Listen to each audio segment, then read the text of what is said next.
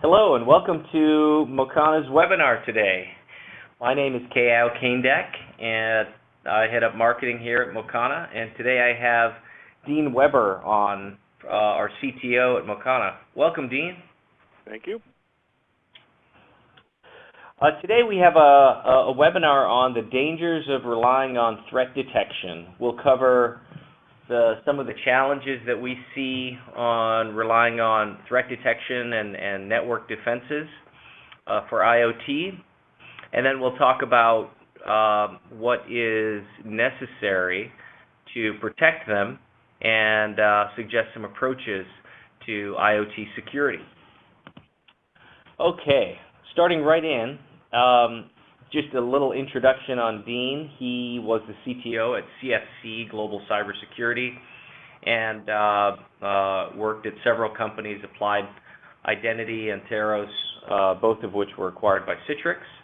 And he's a long-time contributor to cybersecurity industry, both on the commercial and defense side.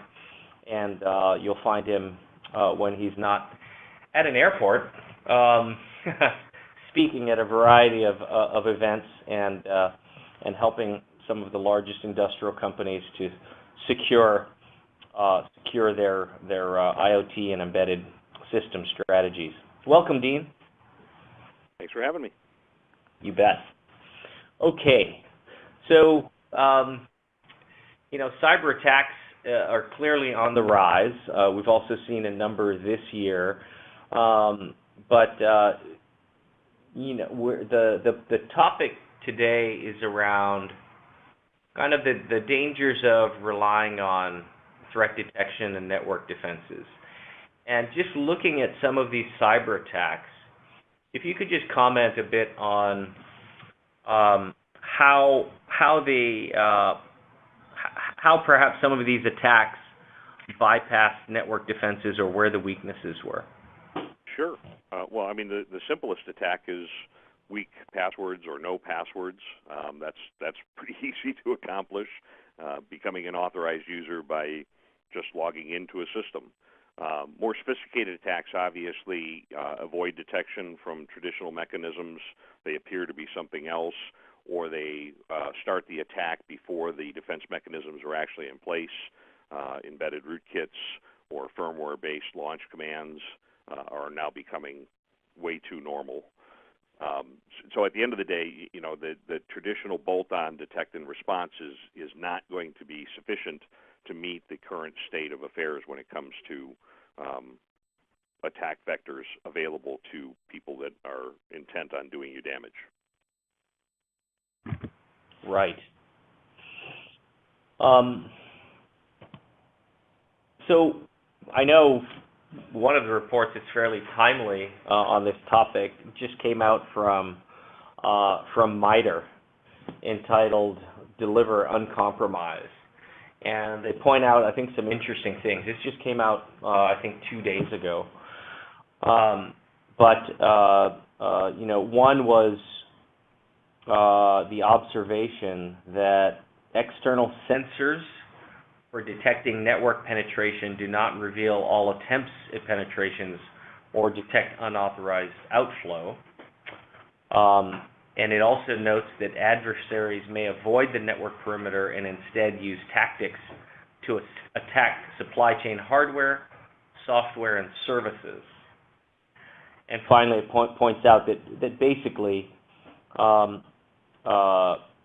defense wall is inviolate, and that every wall has been penetrated and is susceptible.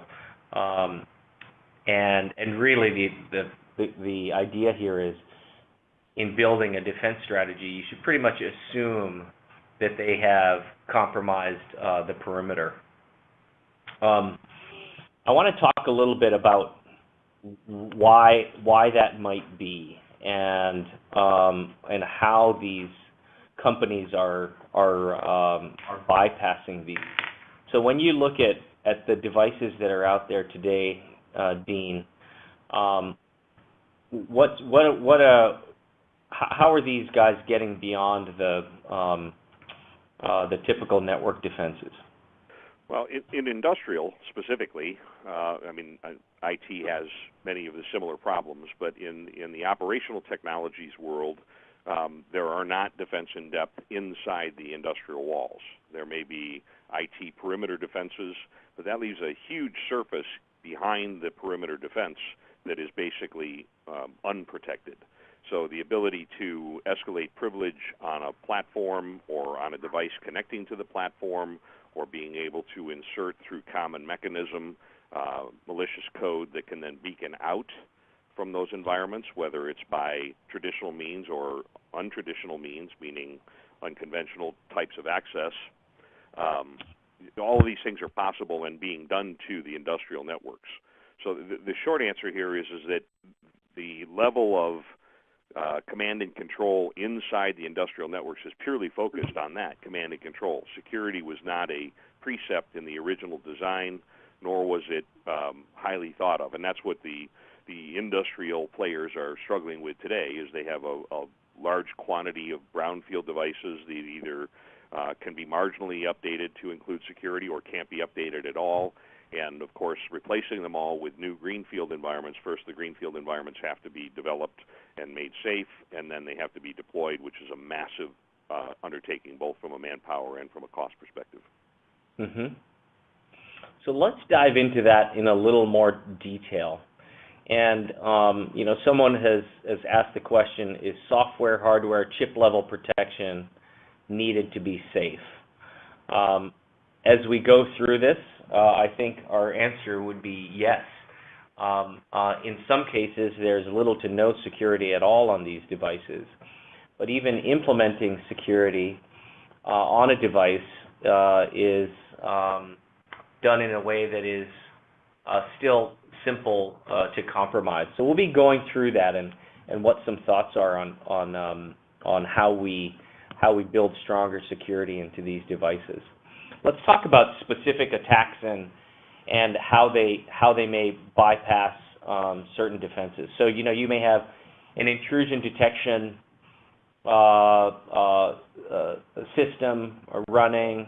You may have role-based access set up or whitelisting access controls on your device or your network firewall.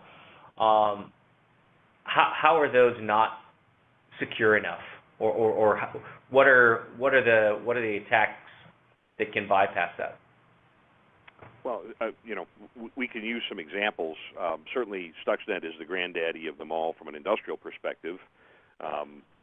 Its ability to bypass or evade detection through multiple levels of defenses and technologies to ultimately be able to penetrate two different air-gapped networks to be fully instantiated in that control network, as well as just the sheer magnitude of the amount of obfuscation that had to go in, from taking video recordings to doing playbacks on industrial indicators for the ICS SCADA systems to think that everything was nominal. I mean, it was just a huge amount of effort. But what it basically proved to us is that there is no such thing as a protected network. If somebody really, really, really wants to get in, they can get in. So, I mean, it's just the state of the art the way it is today. There's no way that a system can stand alone and be operational for any period of time and not have some form of external access. I tell people all the time, you want a really secure system, you turn it off, you encase it in concrete, and you drop it into the Marianas Trench. And that'll keep it safe until somebody figures out how to get to the bottom of the Marianas Trench. So, right. The object here is that we're going to do the best we can with what we have. The problem is that we're using traditional IT methods to try and accomplish that, and they are obviously inappropriate to the task, particularly for the industrial space. Why specifically for the industrial space? What's different about industrial as opposed to an enterprise IT environment? We're not dealing with enterprise IT, right? I mean, at the end of the day, this is not a client-server architecture. Although the network fabric may look similar to an IT fabric, it's generally much further distributed in terms of time and space. Connectivity is obviously not what you would consider a LAN WAN environment in many cases. There's a lot of analog stuff still out there. So you're talking analog from the sensor, the controller, to the PLC, and then the PLC may have a password on it that is known by everyone for generations, and then coming back through the DCS environment into the ICS SCADA world, where things start to look more like a traditional IT environment. But all of the business end of the industrial networks is out at the edge, and there's just no controls out there, and we're dealing with protocols and transport mechanisms that were never considered for IT. Period. Not even bypassed by IT. Right. So it sounds like in some cases, the actors can get behind a firewall, physical compromise or other ways. In other cases, the perimeter simply doesn't really exist in some of these environments.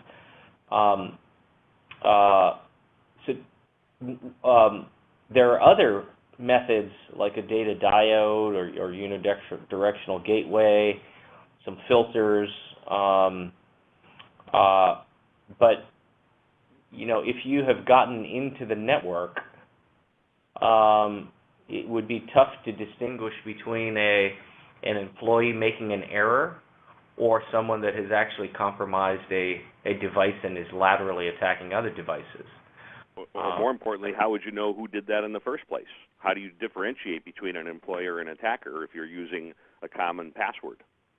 So, it's a cascade of design concepts that were applied that these networks were never going to be exposed to outside influence. They were sealed networks.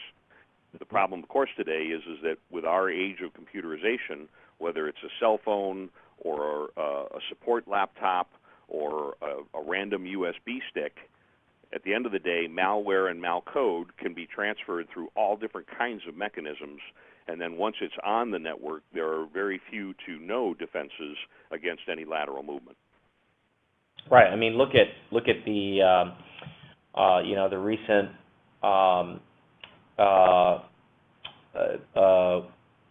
issues with our electric grid. How we believe that there have been threat actors, state actors inside the network already, perhaps just carrying out reconnaissance. You almost have to assume that the attackers are in there, but once they're in there, how do you make sure that the devices themselves are still protected? Detection seems like it might be a little bit too late. Yeah, I mean, at the end of the day, it's not almost. It's pretty much guaranteed that someone has been inside your industrial network. Someone unauthorized, something unauthorized has been inside your network. Whether it's done any damage, whether it's collected successfully or unsuccessfully information about your network and about the devices and the control architectures in place is an unknown, because again, there's no mechanisms there to detect those types of intrusions, and even if you had the mechanisms there, they're easily bypassed.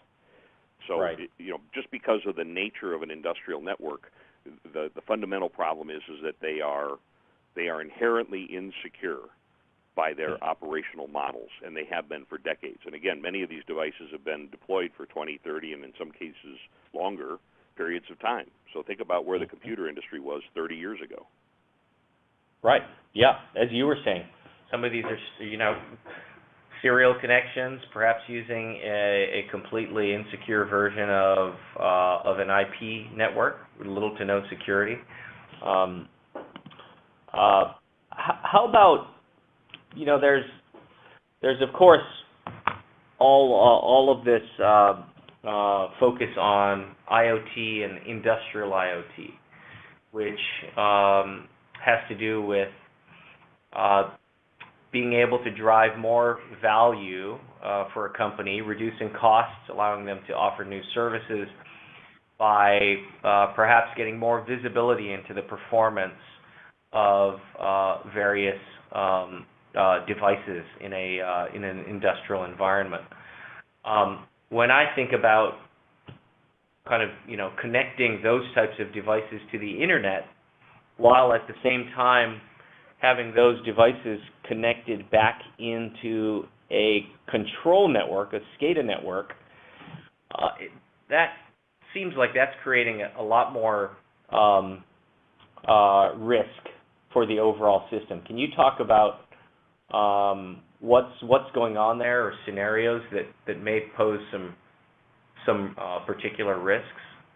Sure. I mean, the slide that you have up is keeping in mind that these networks were designed with safety and resiliency and reliability in mind. They were not designed with security in mind. So the safety and reliability command and control structures are heavily buttressed by failover and fallover systems. The problem, of course, is they all sit on the same network. To try and alleviate that, we created another network channel for the analytics components. So the command and control is down one channel, and the data collection and optimization functions that these devices are bringing to bear is going through another channel, which doubles the attack surface, of course. The issue there is that we're bringing newer and newer systems to bear to solve for some of the telemetry and some of the informatics type operations that are going to make our industrial networks more usable and more efficient, but at the same time, from a cybersecurity perspective, that just doubles your pleasure, doubles your fun if you're an attacker. So again, they're using similar communications protocols, but they are using separate data channels, possibly separated by two NICs, possibly on the same NIC using two different protocols. But again, the idea here is that we're expanding the scope of access to these devices for good purposes. The problem is that those good purposes can also be heavily exploited. Right. So let's talk about that. This is looking on the left at a a simplified version of the Purdue model, where you have various devices, and between each level of you have some either air gaps or firewalls. Talk about kind of where some of these vulnerabilities are, even if you have these network controls, where some of these vulnerabilities are, and maybe how that is manifested in some of the attacks on everything from safety systems to other controls. Sure. So, I mean, again, at the end of the day, the Purdue model is an industrial model. It was never designed for a security model. Those air gaps were there to buttress the safety and reliability. They were not designed for secure purposes. So the concept of an air gap just means that the information that is being transferred from one level to another does not go through a network-style connection in many cases. It may be analog, it may be out of band, it may be a total disconnect between systems that share common aspects and attributes, concept of a digital twin. I mean, all of these things are being used today in the Purdue-type model. But let's think about that for a minute. We're still using hardware that is being manufactured by someone. The supply chain efficacy to those developed components is not heavily checked. I mean, there's more and more regulation coming on the supply chain, but today, at best, you've got a document that says your supplier will, adhere to industry best practices when it comes to developing platforms. And there may even be an audit associated with that, but there's certainly not the level of IT-type audits where there's penetration testing and lots of secondary and third-party of efforts at trying to make sure that the supply chain is intact. So that's one aspect. The next aspect is management. So even if we've got an air gap between level 1 and level 2, sooner or later, a device from one of those other levels is going to have to directly connect to level 1. I mean, that was Stuxnet in its entirety. The ability of the malicious intent to bypass or to evade the air gap was as simple as a device that transported from one network to another. And that happens all the time. So you've got both internal and external devices that are coming into the network for valid purposes that may be getting in there. And then the last but not least is these are complex networks, and these are operating engineers that are running them who have been drilled and drilled and drilled in safety and reliability. They really don't think about things from a cybersecurity perspective. For years, they were standing on our safety and reliability systems will always save us, until that was proven that when you attack the safety and reliability systems at the same time you attack the primaries, the whole thing goes south pretty quickly. Right. I mean, and I think the Purdue model has been effective from a process and controls perspective. But when it comes to network and cybersecurity, the reality is these devices, even at level 1 or level 2, don't connect in a neat fashion up the chain here. In many cases, those same devices are internet or connected to another level. So in some ways, from a network perspective, it's a bit outdated or naive to build models around what is positioned as a more predictable way of communicating and control. So the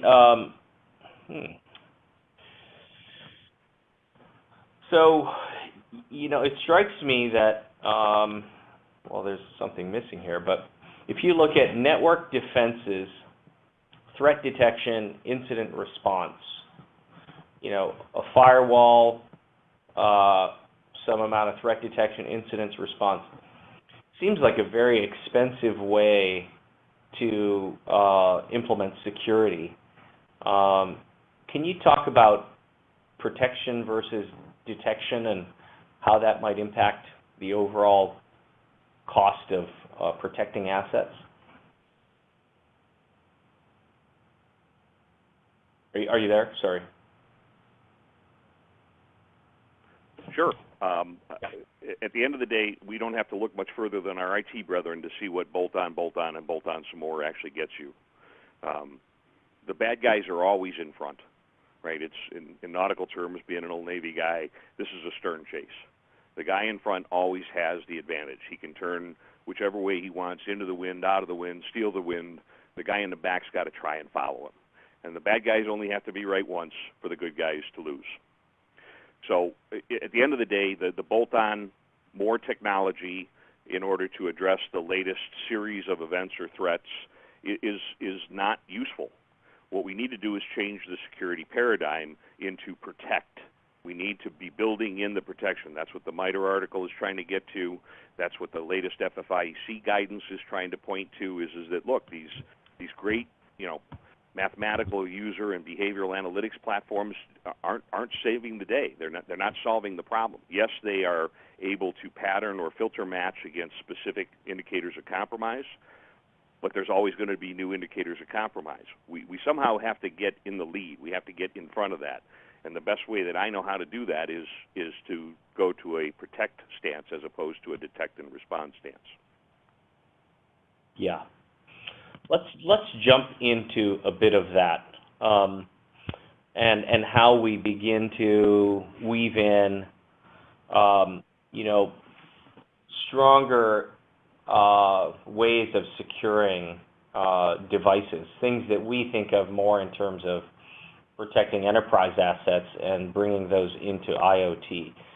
Things like identity, secure, reliable, trustworthy identities, authentication, updates, communications. Can you talk a little bit about an approach using cybersecurity, at the hardware chip level and software to change the paradigm here of how we protect these devices? Absolutely. And by the way, the IT world is coming to the same conclusions as we talked about before, that we really have to change the security paradigm somehow, some way. In the industrial world, we have an opportunity because of the smaller footprint of many of these devices. We don't have 1.6 gig of bloatware just in an operating system deal. Generally, we're dealing with embedded commands or microcontrollers or FPGAs with an RTOS running in user space. These types of industrial architectures lend themselves very well to a protect-type model, where we start from a root of trust, some uniquely measurable element, hardware, firmware, software, obviously hardware being the strongest, and then taking that and leveraging that up through the entire platform. So you're validating that all of the active discrete components are acting nominally and are not modified, and the same way with the operating components and the application components. And you can do that along every path, every device in the path, to create horizontal trust chains as well.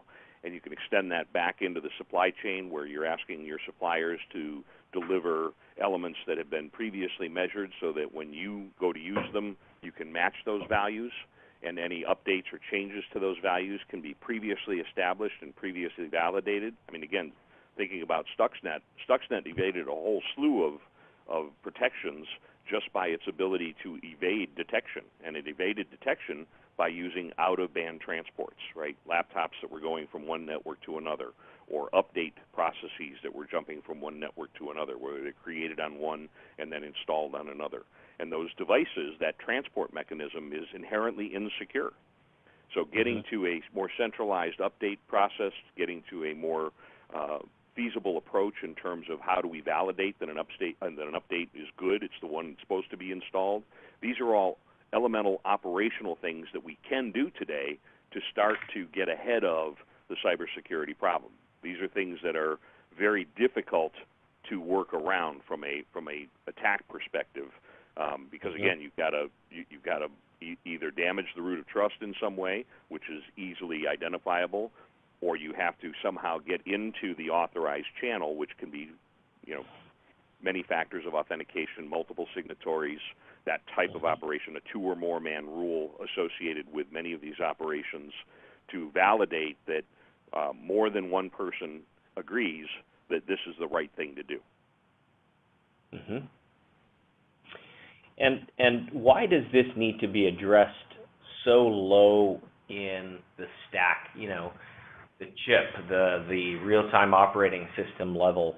Why can this not be handled at a higher level of either monitoring or threat detection? Why is it important to attack this problem at such a low level? Well, the only way to create a trust chain is from the bottom up, right? I mean, if you don't create the trust chain from a root of trust, whatever that is, then trying to apply trustworthy measurements from the top down is going to leave you open to still a broad range of attack vectors, just from the simple fact that you don't know what you don't know.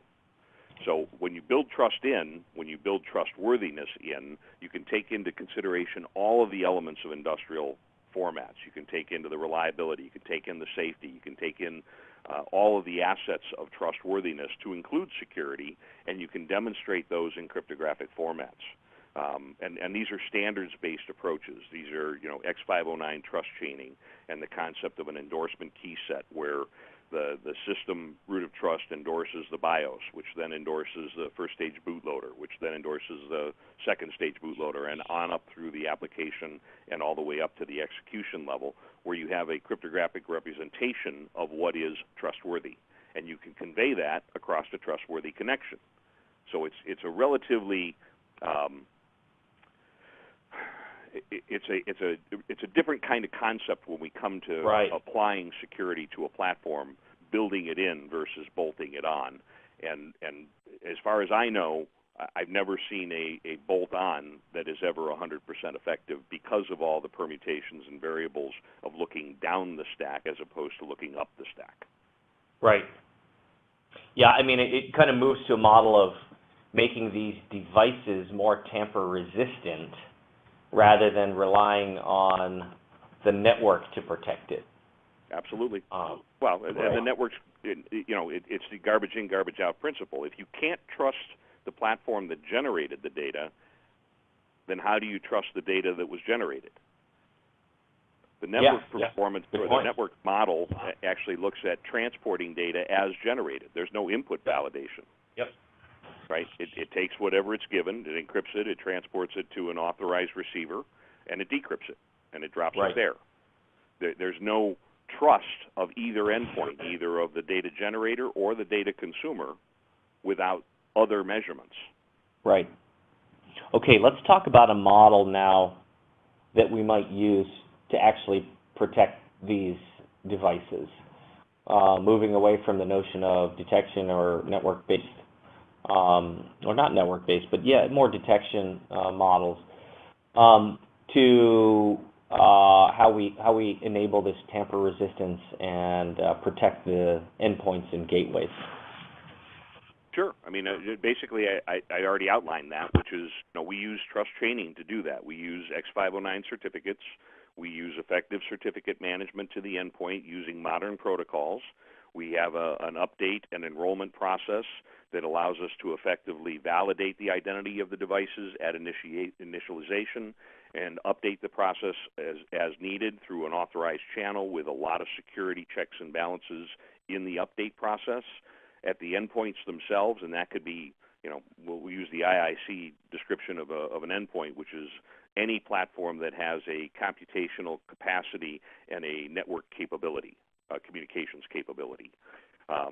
That is what is an endpoint. So that could be a sensor, that could be a PLC or an RTU or something in the DCS framework, that could be ICS SCADA at the back end, that could be a switch, that could be a router. Again, all of this can be considered and measured in trustworthiness, and some of the vendors are doing some of that in silos. The issue is that there isn't a comprehensive format out there today that actually takes into consideration a mechanism to do that across the board. So is the endpoint that's generating the data and being controlled trustworthy? And is its controller trustworthy? And is the network that it's connected to trustworthy? And is its command and control infrastructure trustworthy? And is its ICS SCADA policy and operational management structure trustworthy across the entire chain? To do that, you have to have trusted BIOS, trusted boot, trusted OS.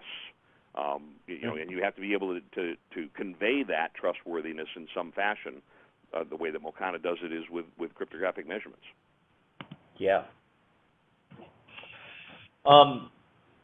So let me jump in here a little bit, provide some context into how Mocana helps customers today.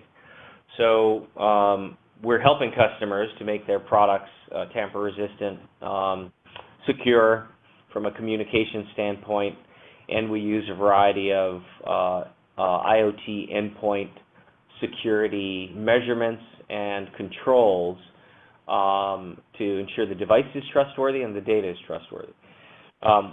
We call that Mocana TrustPoint, and that is our software. It resides on the device, typically gets compiled into the application that sits on the device. And we also have Mocana Trust Center, that is a services platform for managing security on the device. They can be deployed together or separately. We have hundreds of customers that are using Mocana TrustPoint to protect their devices. Trust Center solves a different problem that I'll talk about that has to do with scalability and security for enrolling devices, managing digital certificates, and also updating the devices securely with firmware or application updates. Trust Center connects to a back-end CA or domain controllers, directory servers, and it facilitates the management of the security lifecycle. Diving into TrustPoint a bit, TrustPoint is FIPS 140-2 Level 1 validated crypto engine. It supports 70-plus chipsets and 30 RTOSes. It's built in a way to make it easy for developers, device designers, and product security engineers to use. And it has a very comprehensive set of capabilities from securing the boot process to using trust chaining to protect the device and so on. And I would say, part of the biggest reasons to consider that is, one, it's broadly used across a number of companies like General Dynamics, Emerson, GE, HP, Siemens, Bosch, Schneider, and also it's easy to use relative to what you're trying to accomplish from a security perspective. The way it works is TrustPoint software is delivered as source code or binaries. Those can be compiled into your application. if you're designing or developing an IoT device or an industrial control device. And that software gets pushed in with Mocana compiled into it into an embedded device. Sits across RAM, flash, and ROM on an MCU on a printed circuit board. What makes it easy is really the framework. And Dean, maybe you can talk a bit about the framework and the trust abstraction layer and how the different components of TrustPoint work together. Sure. I mean, at the simplest level, this is back to the original question that we had is, software, hardware, chip level protection needed? And the answer is, what's your risk profile? In terms of industrial standards like 62443 or NIST 853 R4, soon to be R5, the control objectives pretty much dictate what you have to do in terms of a root of trust based on the risk profile of the device. So if you're in a high-risk environment, a hardware root of trust is probably called for if you want to be compliant. If you're in a low-risk, low-value environment, then maybe you can get away with a certificate in protected store as a software root of trust. And everything in between, from Intel EPID to PUF technologies to ARM-based TE trust zone architectures, all the way down to TPMs. And so the ability to abstract those functions from the underlying platform and deliver those in a standardized API is both useful for our software as well as for other customer functions where they may want to call some of those functions directly rather than using our stack. If they want an encrypt-decrypt operation independent of us, they can do that simply by calling a standardized API.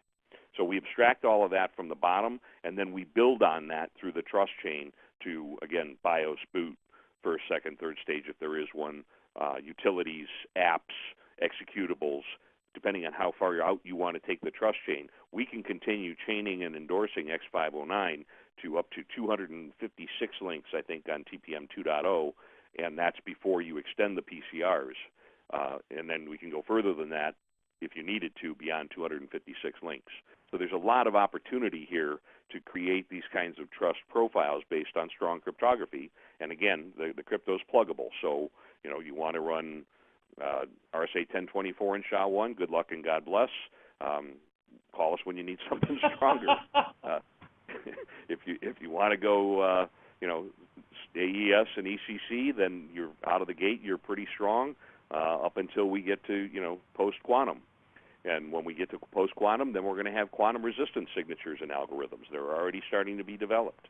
So the idea is that you can tailor the security profile and the function of the platform based on what's needed, based on an outcome, whatever that outcome is. If it's compliance with 62443 3-3 elements, then we can do that. If it's compliant with NIST elements, we can do that.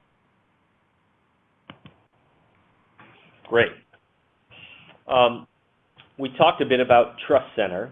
We're happy to take questions about that. If you do have questions, please queue them up via the questions that you can submit online via BrightTalk.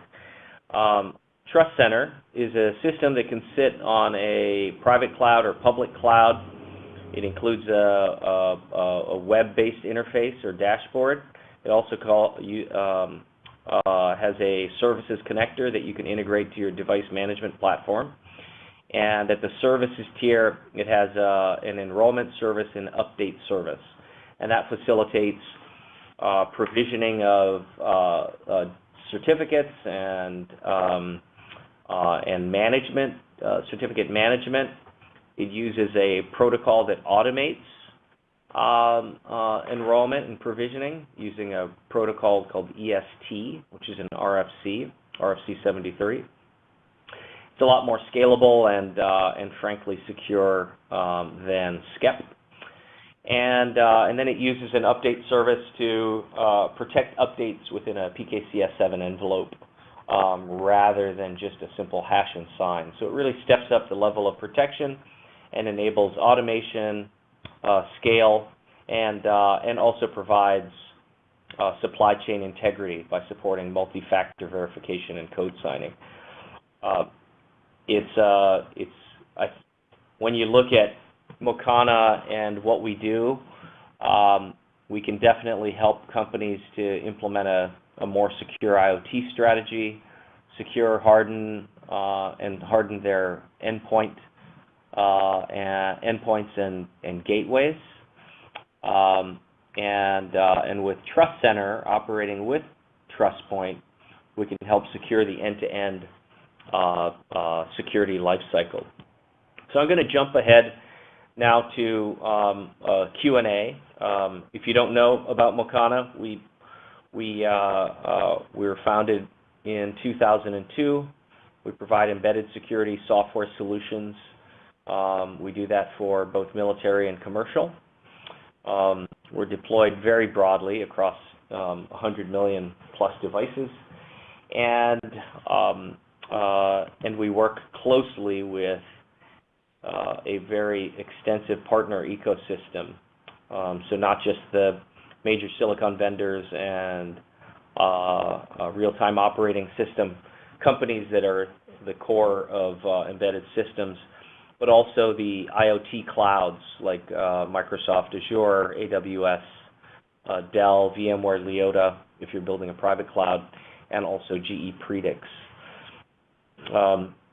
Dean in particular, though many of us in Mocana are very involved across the industry, from ISA 99 that works closely with IEC 62443 groups, as well as other consortia like the IIC. So with that, before I move on to Q&A, just a reminder that within a couple of weeks, we will provide a more detailed review of Mocana Trust Center, and in particular, our update service to allow you to implement secure OTA firmware updates and application updates securely for embedded systems. With that, we'll open it up for questions that you can submit online. One question we have, Dean, is how does Mocana help us comply with industry standards? Well, the simplest measurement there is FIPS. So in review of secure operations, a FIPS certificate basically looks at the entire crypto stack of the platform, which is the core of our utility, and validates that it is not susceptible to side channel attacks, that the cryptographic processes associated with the development of the software are trustworthy. There's 4 levels to FIPS 140-2. Level 1 is a software certificate because we are software. Levels 2, 3, and 4 are hardware certificates, or we'd have one of those. We have participated in higher levels of certification, both at the level of FIPS as well as other industry standards such as 62443, some of the Industry 4.0 guidance, some of the BSSL guidance. We've even delved into the ISO 27000X world. Again, all of the NIST guidance, and then we're watching closely in emerging areas like uptime or Uptane, where they have they're outlining how a secure update over-the-air process should be formatted, and we're well situated within that. So there's a lot of places where we can generate artifacts and evidence that can be part of the overall certification, and then the certification depends on whether it's an element certification or a system certification, or in the case of like aviation, where it's an airframe certification, and all of the components have to contribute to the airframe. Great. Well, thank you, Dean. We're running up against time here, and if you do have other questions, be sure to submit them. You can visit us at mocana.com. We would love to work with you. And I know even for those of you in adjacent industries, in security consulting, IoT consulting, carriers, we see a number of carriers and network providers in this webinar as well, or if you're in the industrial or IoT manufacturing space. We'd love to talk with you, provide our insights to help you and guide you to what we think is important to ensuring a high level of security that matches your assurance level requirements or compliance requirements. So please do reach out to us, and we'd love to work with you. With that, Thank you, Dean. Thanks for your time today, and for all of those of you who have joined and who have joined this series, thank you very much for attending, and have a great rest of the day and week. Thanks for listening. Take care. All right, take care. Thanks, Dean. See ya.